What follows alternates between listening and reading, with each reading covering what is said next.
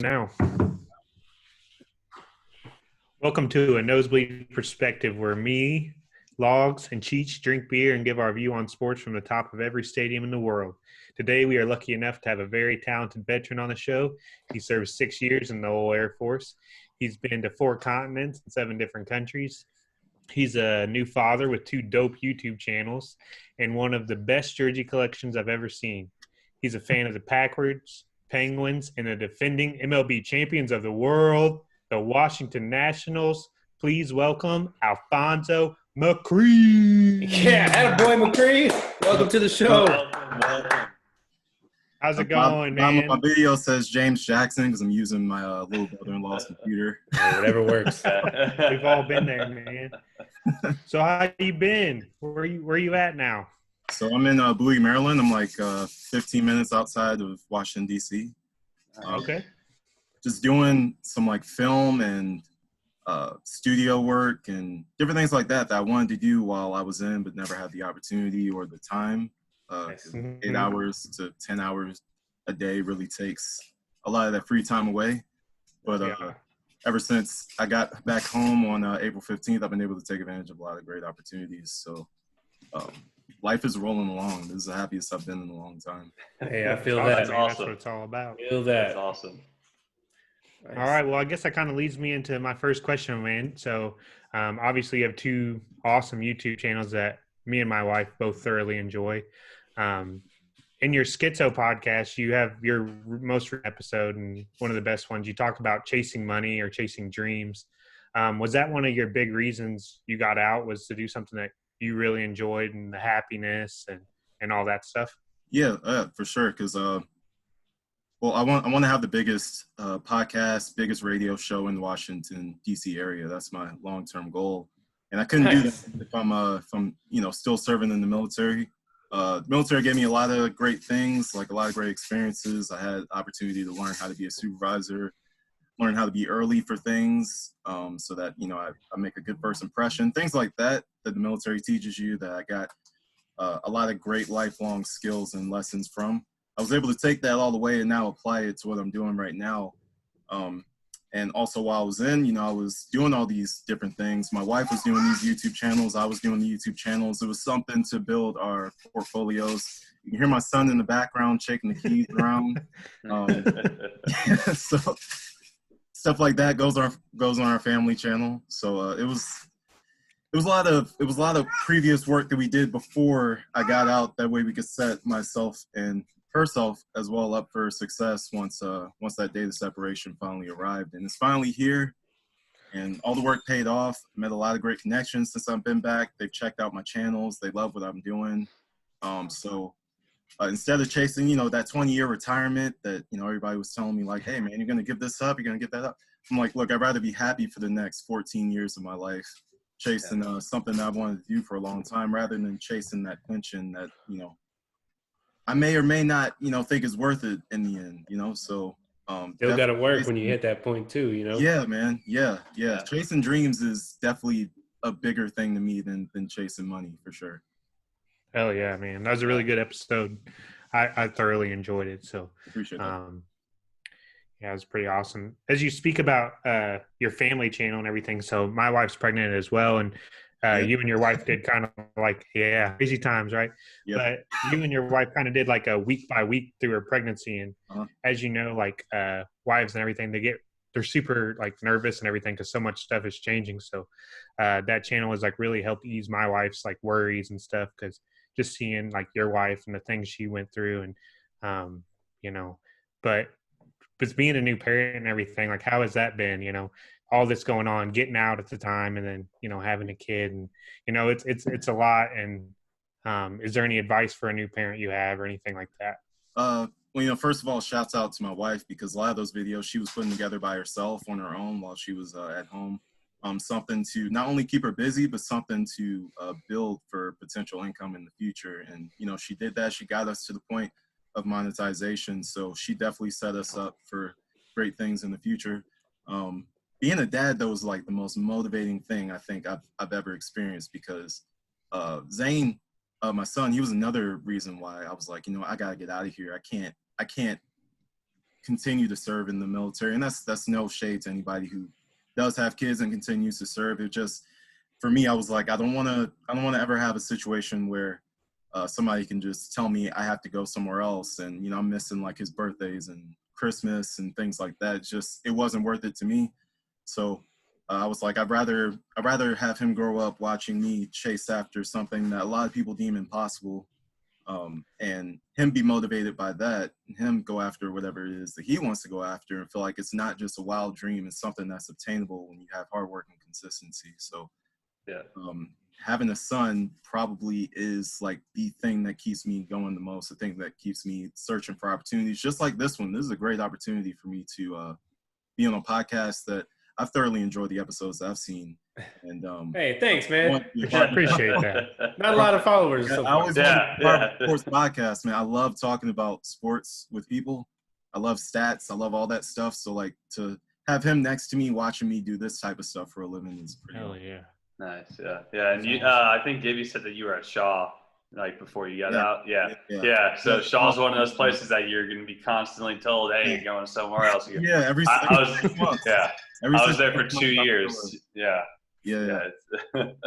That's probably the busiest stateside base that I've ever seen in person. Just because of how much they deploy, how many TDYs we took. I went to Vegas 3 times all the time. It's insane how much they do. So I definitely know what you mean. Like you go in there, like 2 months later after you get there, you might be out the door heading down range somewhere. Shaw's a rotating circle of just, oh, it's your turn. Oh, it's your turn. Oh, it's your turn. Yeah. I was there 2 years. I went on 5 TDYs and I went to Afghanistan for 6 months. So yeah, it's what quadrant? I was in the 77th. Oh, you were Gamblers. Yeah, I was in the Gamblers. Double down. Yeah, double down.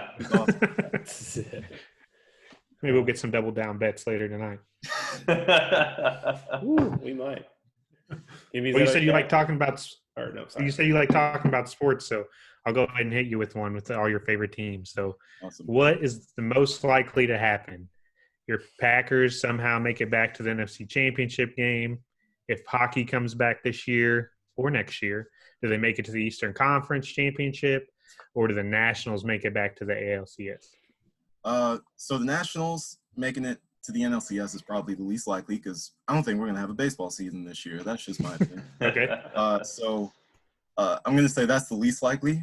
I say the most likely is the Packers ending up back in the NFC Championship game, because all right, that's what we do. That's just what we do. We make it to the NFC Championship game, and then we get destroyed. That's our favorite thing to do. We just love to do something. So like, I don't know. Like I complain about that, but as a Packers fan, I should probably be grateful that we even make it that far. A lot of teams, they're not even sniffing the playoffs. I could always be a Browns fan or something like that. So yeah, they're not making it either. Let's just So they're making it this year. They're making the playoffs this year. We're not talking about the AFC in the coming episodes. So, where are your thoughts on the Browns? Do you think they actually make the playoffs this year, even with the additional playoff spot? So, I do think they make the playoffs this year. Oh, my guy. It's like with the restructured playoff system, man, like having that extra wild card in there is I think it's sort of turning into like what the NBA has, where you have so many different playoff spots in the conferences that teams with like losing records are sneaking in somehow. Like the Orlando Magic snuck in somehow. You know what I mean? Like there's teams that you're going to look at, you're going to be like, man, they don't deserve to be here. But they might pull off the upset like the Seattle Seahawks did over the Saints back in, what year was that, 2010? Oh, yeah. So, like, it's going to be fun. And I think the Browns have enough talent to get in there. Especially now I'm not arguing that. I feel like they have more talent. Problem, like the biggest problem last year was Baker Mayfield, of course. But how do you fix that? You protect Baker Mayfield. They fixed that in the first round of this year's draft. They got themselves a beast of an offensive lineman. So I think they have enough to just sneak into. I'm not saying they're going to win the division. I'm not going to go that. Oh, that's definitely not happening. I do think they can take one of the wild card spots. Unless Lamar gets injured. Relax. So you think they? I know Cheech is very much against the Pittsburgh Steelers this coming year, but I actually think they still win in the playoff, the wild card spots. with Big Ben back. I think that's a good team. That defense is unreal. I mean, they won games they should have had no business winning last year. Mm-hmm. So I think they take that last playoff spot. They were the most penalized team in football last year, I think recorded history maybe. I'm pretty sure that's an accurate fact. No, it was. That's true. But, I mean, obviously they made the switch and got the Vikings offense coordinator, so we'll see how that plays out. But I think there's an honest chance that possibly we'll see 3 teams out of the NFC North in the playoffs this year. The 2 NFC wild card North? spot and the AFC North, sorry. Okay. We'll have the Ravens, I think, repeating as division champions. They just have too much talent to lose that division this year. But I do think the Pittsburgh Steelers are going to make it really, really tough for them all year. It might come down to like the last few weeks of the season, but I do see the Ravens pulling it out.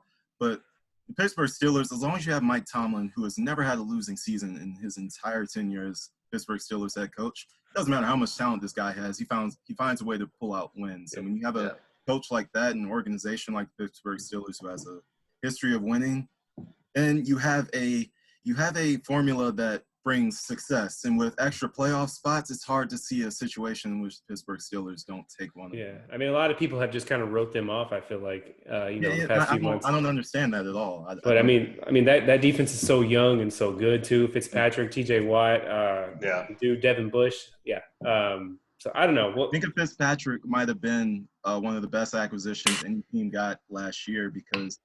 And he flew under the radar just because the Steelers didn't make the playoffs. But if you watch the Pittsburgh Steelers all year, who was making plays every game? It was Minka Fitzpatrick. Yeah, so he's a beast. I think they got a steal for him. For sure. Like I understand they gave up picks, but when you get a player like that, that's a defensive leading player. You want a player like that on your squad. So if you give up a first round pick for that, that's okay. You know? Oh, easily. Because picks are unknown. Yeah, exactly. Yeah. Dude's a beast. Went to my high school. He's a beast. So in the story, you're on the Browns bandwagon again. Okay, gotcha. So nice. That's what 3 versus 1 now. Yeah. Whatever. I don't think they'll keep up in the Super Bowl, but I do think they make the playoffs and probably lose that first game because Baker Mayfield is just going to turn. That's fine. Ooh, I mean, I think that wins the bet. That's all I need. Yeah, we have a bet. I have a bet. So that's all that's needed. Oh boy. Anyway, Gibby, that's all your questions, right? Yeah. Okay, so I'll go ahead and just kind of I have a few. We'll stay with football for now. Okay. So you're a Packers fan. Yes, sir. I was wondering just if you could you've probably been asked this since the draft, but I just wanted you to take us through that mental roller coaster from the moment that the Packers traded up in the first round, all the way from the moment that they had picked Jordan Love to be maybe their next franchise quarterback. I'm probably the only Packers fan in America who loved that pick. Okay. I really love that pick. Me and my father, we were actually having a conversation a few days before the draft. He's a Washington fan. And we were talking about, man, are the Skins going to like do some wild stuff and pick up Tua instead of getting Chase Young? And I was like, well, that would be a Redskin thing to do. That's like the dumbest option available. But, I think that this could be a similar situation to what we had when we had Brett Favre and then we had Aaron Rodgers drafted in the first round, around pick 26, I believe it was. Mm-hmm. Everybody understood that Father Time waits for nobody. Aaron Rodgers is still a bad dude, and he's still playing at a really high level. But eventually, the older you get, the more susceptible your body becomes to injuries and stuff. Obviously, Aaron Rodgers has had a lot of collarbone breaks in his career. I believe the Vikings have caused all of them. I might be mistaken, but I think they've caused every single one of them.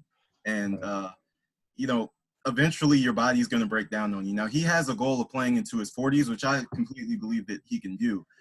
But I don't think it's such a bad idea to have a contingency plan in your back pocket in case something does happen to Aaron Rodgers, because you never know. Like, he's getting old, like I said, and your body can break down. Or you could have a situation like Alex Smith had where all of a sudden your leg just snaps in two.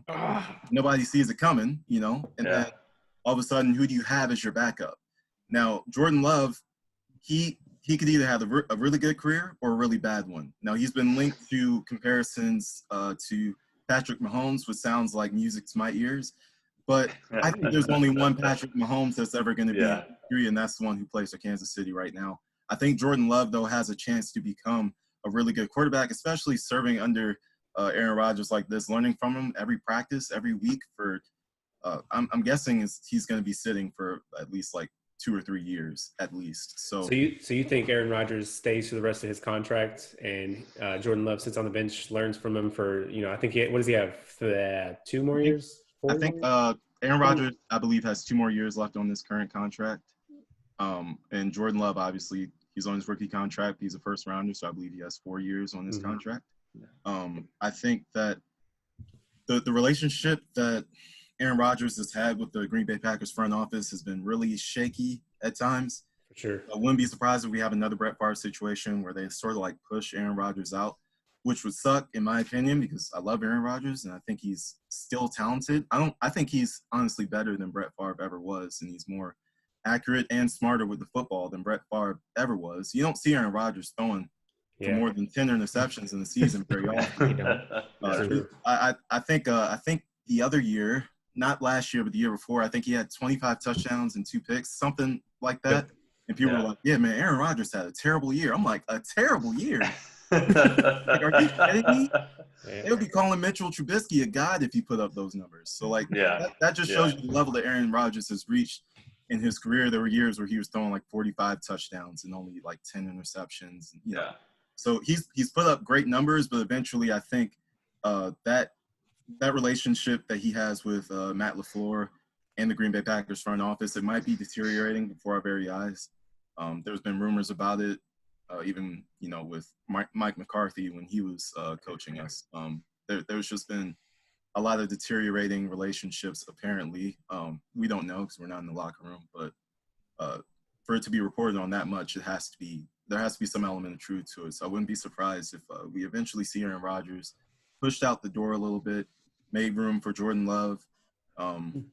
Like I said, I'd like to see Aaron Rodgers stay, but I think Jordan Love is a pretty good contingency plan just in case things fall apart.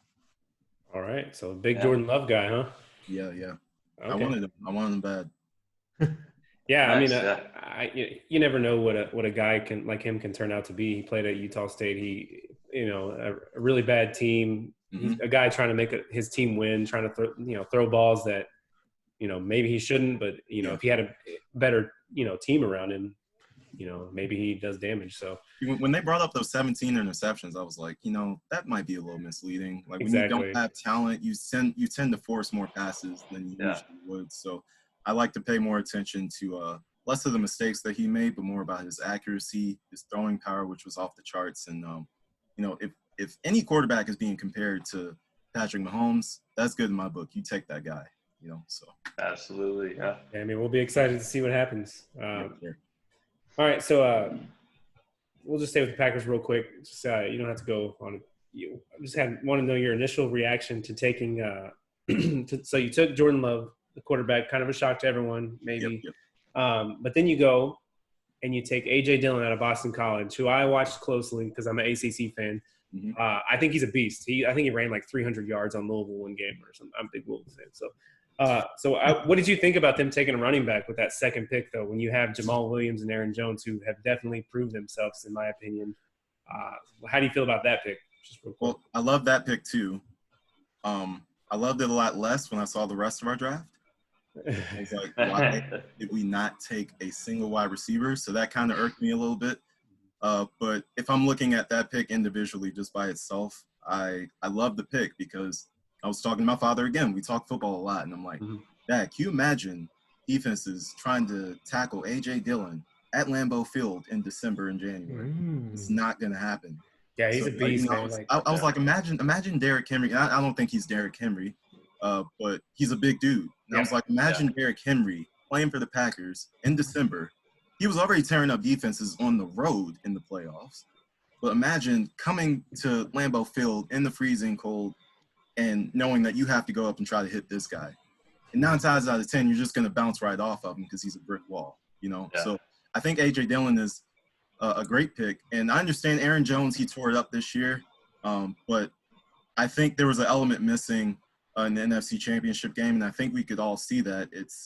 Something is missing out of the offense. And I've always liked the big bruising running backs that just wear and tear on the defense.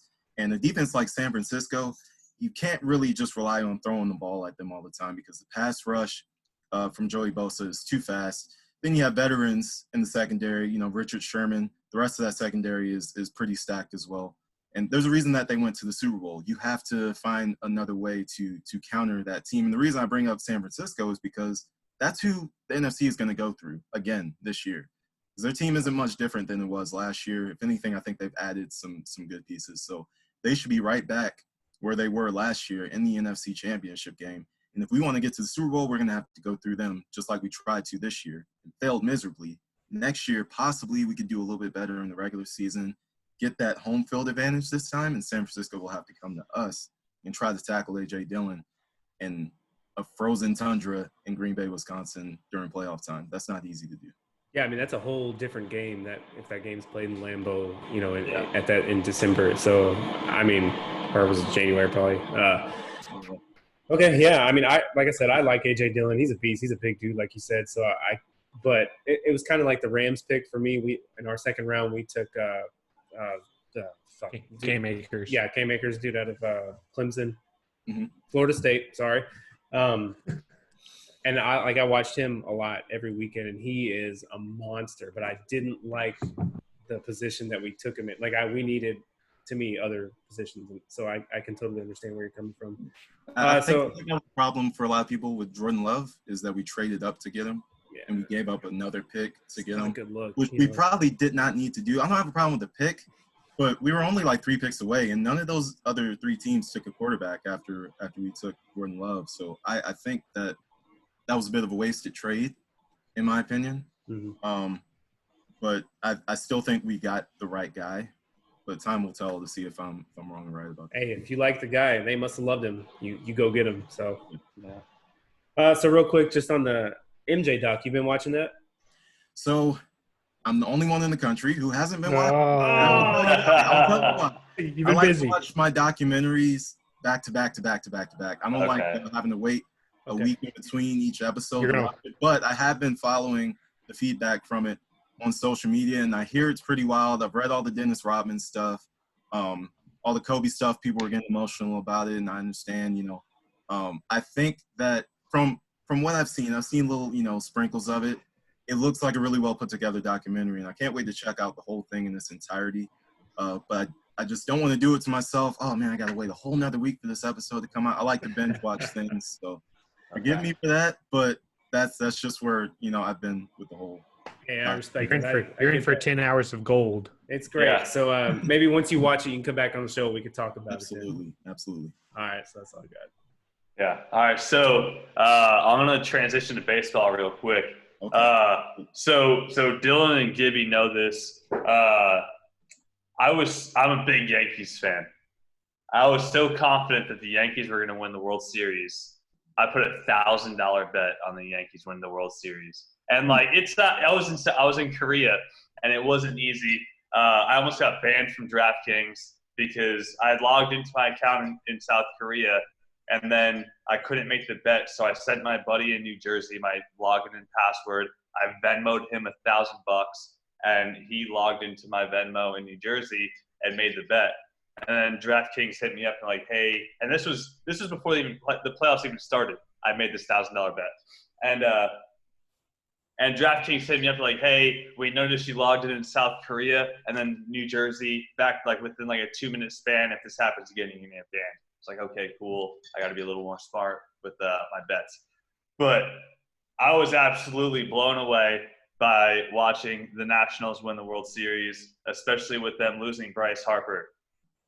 What was the emotional roller coaster that you went through from losing Bryce Harper to somehow winning the World Series? So when we lost Bryce, I sort of saw that coming, and I was, in a way, hoping that we wouldn't pay him that $300 million because I honestly just didn't think that he was really worth that money. And I might be in the minority in that case, but I didn't think he was worth that money. I thought that money should be spent on pitching, and that's exactly what we did. We went out and got Patrick Corbin, and when we made that signing, I was like, oh, snap, we have 3 aces now. We have Strasburg, we got Scherzer, and now we got Patrick Corbin. I was like, this lineup could be absolutely deadly. Yeah. So when the season started, I was like, you know what? We don't need Bryce. We're going to be fine. Juan Soto's going to be on the squad this year. We're good. Then we started off with that terrible record, and I was like, oh no, this is not what I predicted. What's going on? Like, I'm usually spot on with what I think is going to happen in the sports world, and this was just not it. Yeah. And Bryce Harper came for that first series in Washington, crushed us, hit us with the bat flip and everything. And so disrespectful. You saw the crowd just buzzing with Phillies fans, and sadly, that's nothing new. I've been to a lot of Nationals games, and a lot of Nationals games against the Phillies in particular, and they do travel well. They come out and they try to take over your stadium. And they did that to us the first week. But as you can see, as the season went along, we were actually the team that officially eliminated the Phillies from the playoffs. Okay. And those Phillies fans were not in the stadium that day. We were in that stadium. We were on our way to the playoffs in the wild card spot. So it was a roller coaster of emotions. It started off really high, had super high expectations. I'm like, oh, we got 3 aces, let's go. Boom, we keep losing. I'm like, okay, what's going on? And then we started turning things around. We were hot heading into the All-Star break, and I was afraid that we were going to lose all that momentum because that's what a lot of teams do. A lot of teams go into the All-Star break really hot, and then they just cool off for some reason. I don't know what those 5 days do, but they really kill a lot of teams, and I don't get it. So we just we kept ascending up, though. And I wanted us to try to catch the Braves. We couldn't do it. The Braves were too good during the regular season this year. But we did get the wild card. Now, if you guys if you guys know the Nationals' history in the playoffs this decade, or last decade, you'll know we did nothing but lose in the NLDS every single year. And 2012 was the first time we made the playoffs. That's the first time I've ever cried after seeing my team eliminated. We've all been there. It's okay.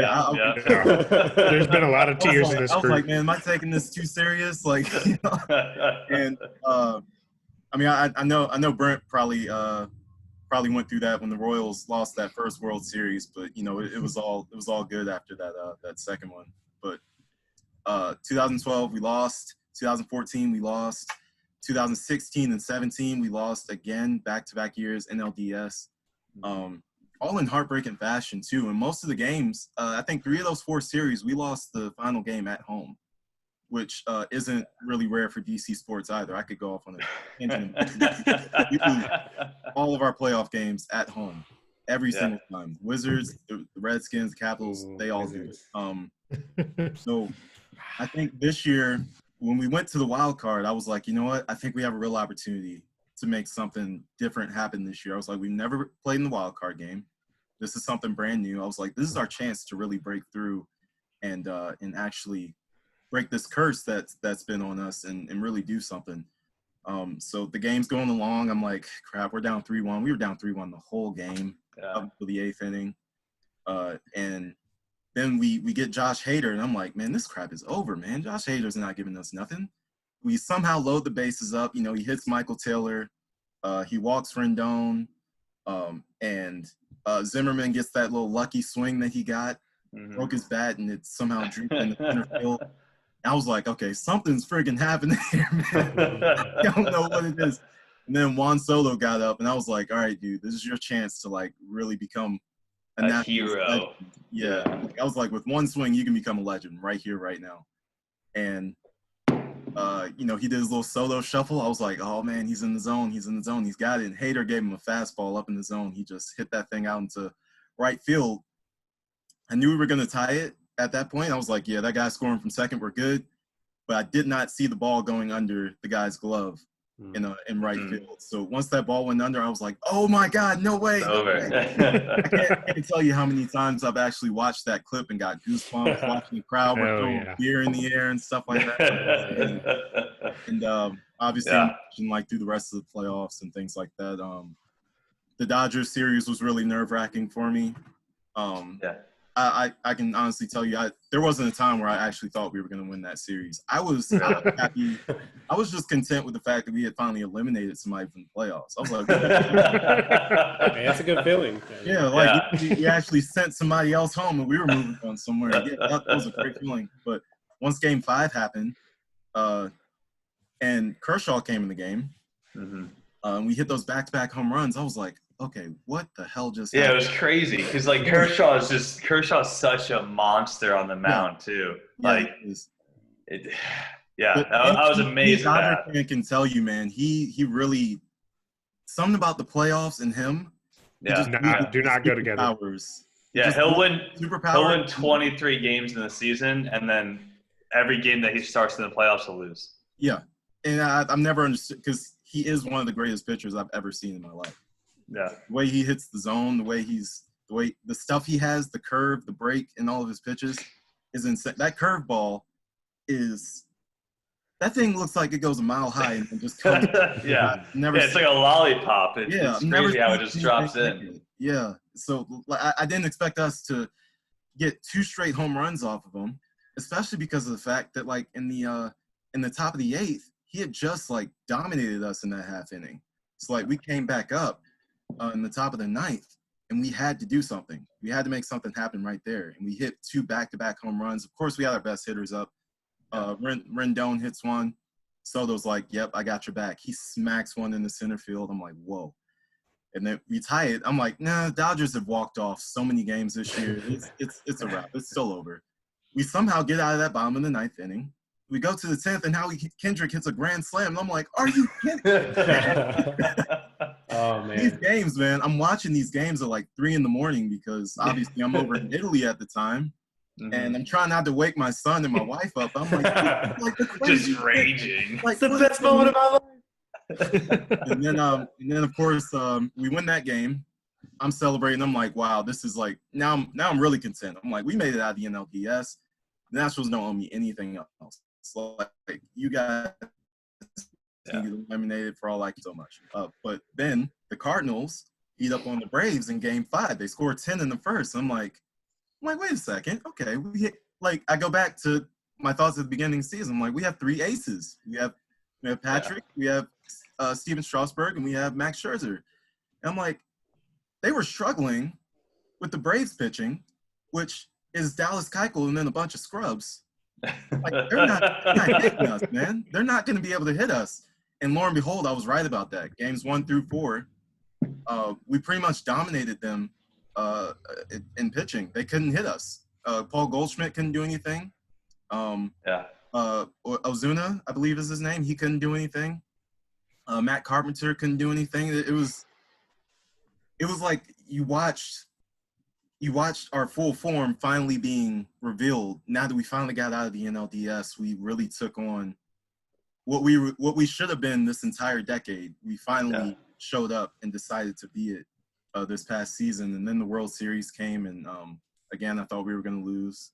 I'm like, we're facing Houston. This is before all the cheating stuff came out. I was just like, they're too good. They're way too good. Yeah, I mean, the Astros are just monsters, man. Like they've been the Astros have been the bane of my existence for the past 3 years. Like I made a bet with these assholes. Was it the 2018 season? Before spring training. I made a bet with these guys that the Yankees were going to win the World Series. Spring training. Was that that wasn't the $100 bet, was it? I think that was a $100 bet. Yeah. $100. Easiest $100 spring ever training made. That the Yankees were going to win the World Series. Lost, and then so the Astros have been the bane of my existence. Those cheating motherfuckers. But all right, so I gotta say this, man. No offense, but I really wanted the Yankees to beat the Astros because I was like, we are going to destroy the Yankees. I was like, man, the way that we have just destroyed the Dodgers rotation. Yeah. The Yankees rotation wasn't even touching the Dodgers. That's their biggest weakness. Yeah. Like when you guys hit that home run in the top of the 9th, I was like, okay, here come the Yankees. Like they're going to do this. And then all of a sudden, Altuve hits that slider in the bottom of the ninth. That little 5'9". I wonder. I was like, wait a second. I felt like something was wrong, man. I was like, Aroldis Chapman was always great at mixing up that fastball and that slider, and that's how he gets you because you're looking for that 105 mile/hour slider. I mean fastball, and then he just hits you with that 90 mile/hour slider, and you don't see it coming, so you like swing through it or you swing over it or something.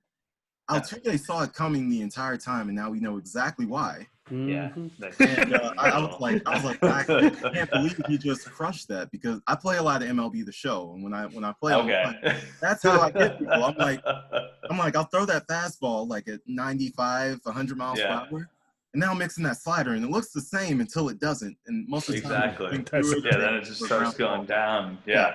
Altuve looked like he knew where it was going and what kind of pitch it was. Oh yeah, he knew exactly what was happening, and I mean, like, because he was getting zapped. Yeah, exactly. Yeah, and like, sure, like maybe Chapman might have been tipping pitches.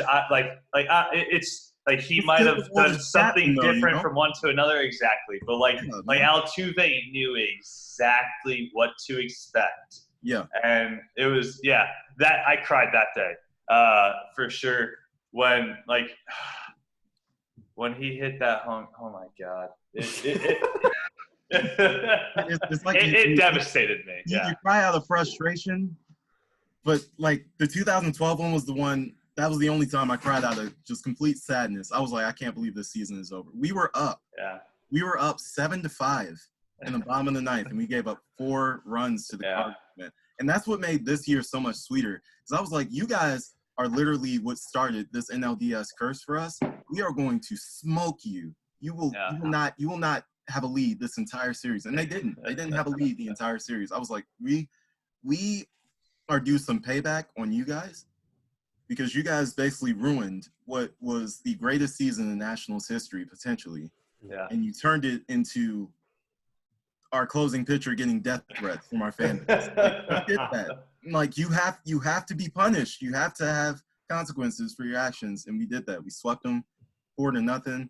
We go on. We didn't win a single game at home in the World Series, which blows my mind that no team won a home game. Yeah, that was wild. That was wild. I remember watching that. That was crazy. The craziest thing I'd ever seen. But when we went down 3-2, I'll never forget this, man. I remember watching First Take, and Stephen A. Smith's on the show. He's like, "Oh man, yeah, it's a wrap. It's over. There's no the pitching of the Astros and blah blah blah blah blah." I'm like, "Shut up, Stephen." That dude, he does not know what he's talking about. Like that dude's such a stooge. He doesn't know anything about baseball. No idea what he was talking about baseball. If it's not the Yankees, he doesn't know what he's talking about baseball. Yeah. I'm like, just stop covering baseball. You're a basketball expert. A football fan, stick over there. Yeah, like, pretty we're much. not talking the Yankees. Don't talk baseball because obviously he didn't know what he was talking about. We had Steven Strasburg coming up in Game 6. You know what his ERA was at the time? It was below 1. How do you allow less? How do you allow half a run a game? How is that your ERA? Like that is who we had on the mound, and he delivered once again. And I was like, you know what? We're gonna have Scherzer for Game 7. So Game 7 is going to be like that toss-up. I knew we were going to take Game 6. There was no chance of us losing that one. But Game 7, I was like, the Astros might pull this off. We might pull this off. And turns out we were the ones who pulled it off, and we won our first championship. As soon as that last pitch came and it was swung through for the final out, I was like, I literally got up out of my bed. My son's sleeping next to me. My wife's sleeping next to me. I got out of my bed. I'm like, oh, my God. And I ran downstairs. And I start like jumping and doing like the Michael Jordan fist pump in the air. I'm like, we won. And I went to work the next morning. And I just wouldn't stop talking about it. I brought my jersey to work. I hung it up. I think towel. Yeah, the Natitude towel. I was waving. Everybody take a picture. Everybody take a picture with my towel. That's awesome. Dude, I was like, I took my Bryce Harper jersey. I did something creative because I never threw that away. I took the Bryce Harper jersey because his number was 34, and I basically put tape over it, and I wrote it, and I was like, Nationals 4, Astros 3, 20 series champs. And I just hung it up, and I was like, dude, we did this. Like, we finally broke through. We finally, like, made it out of the NLDS, and we went on and won the World Series. And for a team that I've been following since 2005 when they first came to the area, it meant a lot to me. That was the second game I think I've ever gone to back in 2005. All we had was the Orioles before then, and so we wanted to see a baseball game. We had to go to Baltimore, but then they came to DC at RFK Stadium, 2005. Ironically, my first Nationals game that I saw was against the Astros, and Roger Clemens was pitching that night, and me and my dad were sitting out in the outfield, and that was a really cool experience. We got beat like 14 runs to 1, but it was fun. And then going all the way to my first game in Nationals Park with my grandmother. We're facing the Diamondbacks. We won that 5-3. And then just turning that into a tradition of going to the games. And then that's something that I missed dearly when I finally left for the military in 2014. I missed it a lot. I missed going to all the games. And that was one thing that kept me really connected to home, was watching the Nationals play. Like, I was very passionate about the Nationals and everything that they did. And to see them actually win the World Series in my lifetime, a lot of fans don't get that privilege, in all seriousness. They don't get the chance to see their team win ever. Yeah. So it kind of is a serious blessing to just be able to see something that you pour so much passion into actually come to fruition and like make it to the highest point that they can achieve. So now I've seen 3 of my teams in my lifetime win the Packers in 2010. I don't think there's any like more happiness than that. It honestly, if the Wizards would just that's not gonna happen. Nah. Anyway, hey man, we can't appreciate you enough for coming on. Like you said, he's gonna come on our next episode and talk about the NFC West. Sorry about the Wizards, man. That's just not gonna happen. Before we get off, real quick, I just want real quick answer. I'm gonna shoot at you. Who wins the Super Bowl next year? I think the Chiefs repeat. All right. Well, we'll go. We might have you on for our West predictions then, huh? Yeah, man. Yeah, absolutely. All right. Well, take care, and thank you for coming on again. Hey, that's Alphonso McCree, everybody. Thank you. Ooh.